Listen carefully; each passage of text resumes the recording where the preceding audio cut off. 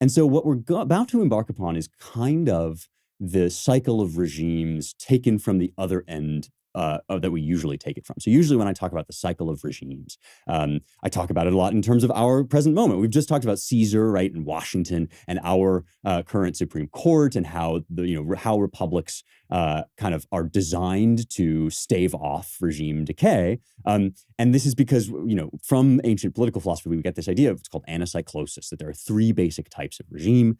You can have rule by the people, you can have rule by a few, or you can have rule by one. And each of those has kind of a good and bad version, and the good version decays into the bad version, and then another regime takes over. So you get the king becomes, the king's son becomes a tyrant, and the nobles rise up. So then you get aristocrats, but those guys kind of become corrupt, or their successors start to just rule for the benefit of their own cronies. And so then the people rise up, but the people are kind of subject to mob forces, and they end up dissolving into chaos, and into the chaos there strides a strong man. We've talked about this before on the show many times. Polybius deals with it in detail. Some of it comes from Aristotle. There's elements of Herodotus and Aeschylus in it. But we haven't really talked about Plato's contribution to this whole dialogue.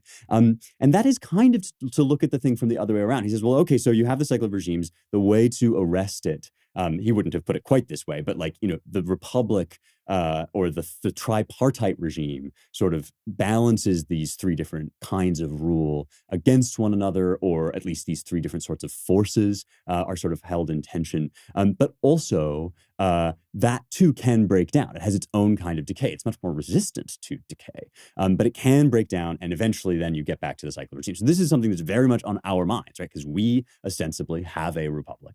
That's what our Constitution gives us, guarantees to us, in fact, as a Republican form of government. And there are three sections of it, right? There's the kind of quasi-monarchic presidency. There's the democracy element where people vote, right? The people get an input, crucial, right? Popular sovereignty in the good sense, which means that sovereignty rests with the people and then is distributed by them in the social contract to other people. And they distribute it to the legislators, right? Who are sort of an elite, right? Along with the justices. They are sort of it. And so you both have a tripartite system of government with the courts, the legislature, and the executive, and you have sort of a tripartite structure of your broader political society in the three different social classes. And that's kind of where we're at, except that we also note that we are sort of subject to this oligarchic capture, that there are actually an increasingly small number of people who have all the money, all the power over the tech, who are just, we're constantly electing the same politicians over and over again. They're all 80 gajillion years old. And so Plato is looking at an issue that is very